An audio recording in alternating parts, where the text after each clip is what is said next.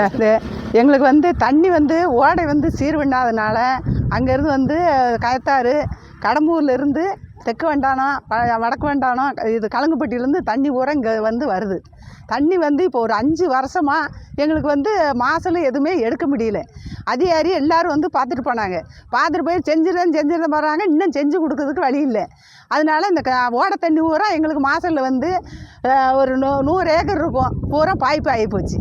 ஏன்னா அதனால நீங்கள் நடவடிக்கை எடுக்க வேண்டும், உடனே எங்களுக்கு செய்யணும். ஏக்கருக்கு எவ்வளோ செலவு? ஏக்கருக்கு 40,000 50,000 செலவழிக்கும் சார்.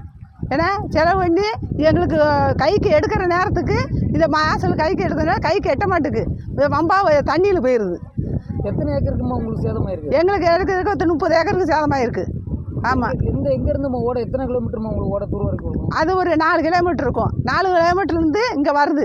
இங்கே வந்து பூரா அடிமாட்டமாக ஆகிப்போச்சு. எப்படிம்மா ஓடையில் எப்படி இருக்குது? ஓடை பூரா 3 ஓடையும் தூந்து வச்சு தூந்து போய் வேலைக்கிற வெள்ளை முளைச்சி புல்லெல்லாம் முளைச்சி தந்தரையும் ஆகிப்போச்சு.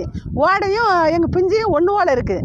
அந்த தண்ணி வந்து எங்கள் பிஞ்சியில் பூரா ஏறி ஒரு மாதம் இல்லாமல் ஆக்கிடுது. அழிஞ்சே வருது. தட்டையெல்லாம் போச்சு, உளுந்தெல்லாம் போச்சு, பாசி கீசி எதுவுமே எல்லாமே போச்சு. எங்களுக்கு அதை வச்சு தான் பிழப்பு சார். இவ்வளோ நாள் ஆகுது. நாங்கள் சொல்லி பார்த்ததில் எந்த அதிகாரியும் எங்களுக்கு வந்து அது நடவடிக்கை எடுக்கலை. இன்னுமே நாளும் எங்களுக்கு செஞ்சு விடுங்க. செஞ்சு கொடுத்தா தான் எங்களுக்கு பிழப்பு. இல்லைன்னா அதை விட்டு எங்களுக்கு பிழப்பு இல்லை. ஆமாம், ரொம்ப கஷ்டமாக இருக்குது. நாங்கள்லாம் இதை போட்டு தான் எங்களுக்கெல்லாம் வெள்ளாமை எடுக்கிற நேரம் இப்போ 4 லட்ச ரூபா 5 லட்ச ரூபா செலவழிச்சிட்டு இப்போ வெம்பரப்பில் நிற்கும். அதான் எங்களுக்கு முக்கியம் வந்து எங்களுக்கு ஓடை தான் மெயினாக சீர் பண்ணி தரணும். எங்களுக்கு ஓடையை சீர் பண்ணிட்டாலுமே எங்களுக்கு போதும். 3 ஓடை தூந்து கிடக்கு.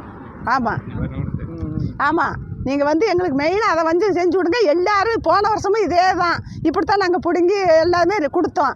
யாருமே செஞ்சு கொடுக்கலை. செஞ்சு கொடுத்ததுனால இந்த வட்டமும் ரொம்ப கஷ்டமாயிருச்சு. இப்போ 5 வருஷமாக இப்படி தான் இருக்குது சார். நீங்கள் வந்து இது உடனடியாக எங்களுக்கு செஞ்சு கொடுக்கணும். ஆமாம், இவ்வளவும் சோளத்தட்டை பாசிப்பயிறு உளுந்து எல்லாமே அழிஞ்சு போச்சு, தண்ணியில் முங்கி போச்சு. பூராமே இந்த பயிர்கள்லாம் தண்ணியில் அரிச்சிட்டு போகுது. உங்கள் பேருமா? என் பேர் சின்னத்தாய். தூத்துக்குடி மாவட்டம் கயத்தார் தாலுகாவில் உள்ள அச்சங்குளம் ரெவன்யூ வருவாய் கிராமத்தில் உள்ள கோட்டையூர் மற்றும் அச்சங்குளம் கிராமத்தில் உள்ள விவசாயிகள் பெரும்பாலும் விளைநிலைகளை நம்பி விவசாயம் செய்து வருகிறார்கள். இந்த நிலைமையில் நேற்று இரவு பெய்த கனமழையின் காரணமாக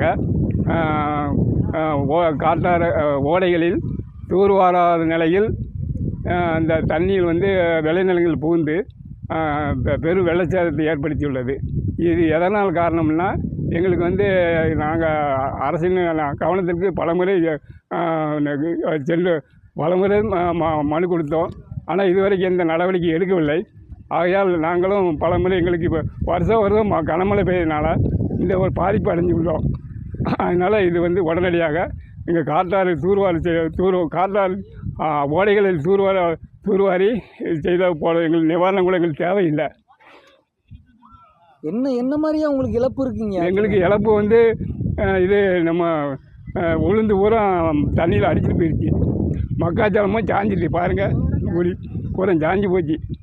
அதனால் பலமுறை அரசின் கவனத்துக்கு கொண்டு போனோம். ஆனால் அரசு வந்து அது சரியான ஒரு நடவடிக்கை எடுக்கவில்லை. கடந்த ஆண்டு எப்படியா இருந்துச்சு மழைகளுக்கு? கடந்த ஆண்டு இதே மழை தான். அதே போல் இப்போ 3 வருடமாக இதே நிலைமை தான் நீடிச்சிக்கிட்டு இருக்குது. ஆனால் இந்த ஓடைகள் தூர்வாரினால் எங்களுக்கு இதே போதுமானது. எங்களுக்கு நிவாரணம் வந்து எங்களுக்கு பெருசு இல்லை. தூத்துக்குடி மாவட்டம் கயத்தாறு ஒன்றியம் ஆச்சங்குளம் ஊராட்சி. இது ஒரு 5-6 வருஷமாக மழையின் காரணமாக ஓடை தூர்வாரப்படுறதுனால ஓடையில் உள்ள கரை உடைச்சி மக்காச்சோளம் உளுந்து பாசிப்பயிறு நெல் இது எல்லாம் இப்போ ஒரு 4-5 வருஷமாக அழிஞ்சிக்கிட்டே தான் இருக்குது. அரசு அதிகாரிகள் தாசில்தார் கலெக்டர் எல்லாம் வந்து பார்த்துட்டு போகிறாங்க, ஃபோட்டோ எடுத்துகிட்டு போகிறாங்க. ஒன்றும் கிடையாது. எங்களுக்கு இந்த ஓடையை தூர்வாரி கொடுத்து கரையை ஸ்ட்ராங் பண்ணி கொடுத்தாலே போதும். இதனால் 40 ஏக்கர் 50 ஏக்கர் இருக்கும். எல்லாம் நெல் மக்காச்சோளம் உளுந்து எல்லாமே போகுது. இதே மாதிரி இந்த வருஷம் மட்டும் இல்லை, ஒரு 5-6 வருஷம் அந்த மாதிரி தான் போய்கிட்டு இருக்குது. எல்லாருமே வந்து பார்க்குறாங்க, எந்த ஒரு நடவடிக்கையும் எடுக்க மாட்டேங்காங்க. எங்களுக்கு பணம் காசு கூட தேவையில்லை. இதை ஓடையை சீர் பண்ணி கொடுத்து கரையை ஸ்ட்ராங் பண்ணி கொடுத்தா போதும்.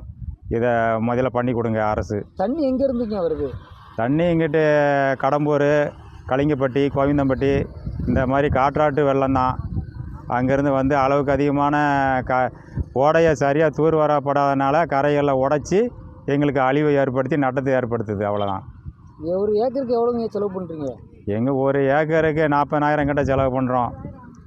40,000 அதுக்கு மேலே தான் வரும். இது வரைக்கும் நல்லா வந்து இப்போ ஒரு ஏக்கருக்கு நாங்கள் 60,000 செலவு பண்ணி கடைசி ஸ்டேஜில் வந்து இந்த மாதிரி ஆயிடுது. பூரா இப்போன்னு இல்லைங்க, ஒரு கலெக்டர் முத கொண்டு பார்த்துட்டு போயிட்டாங்க. எந்த ஒரு நடவடிக்கையும் எடுக்க மாட்டேங்காங்க. இந்த ஓடையை மட்டும் சரி பண்ணி எங்களுக்கு கரை ஸ்ட்ராங்காக பண்ணி கொடுத்துட்டோன்னா போதும். இது எல்லாரும் வந்து பார்த்துட்டாங்க, எல்லாத்துக்குமே தெரியும். தெரிஞ்சிருந்தும் ஒரு நடவடிக்கையும் எடுக்க மாட்டேங்காங்க. சரி, உங்கள்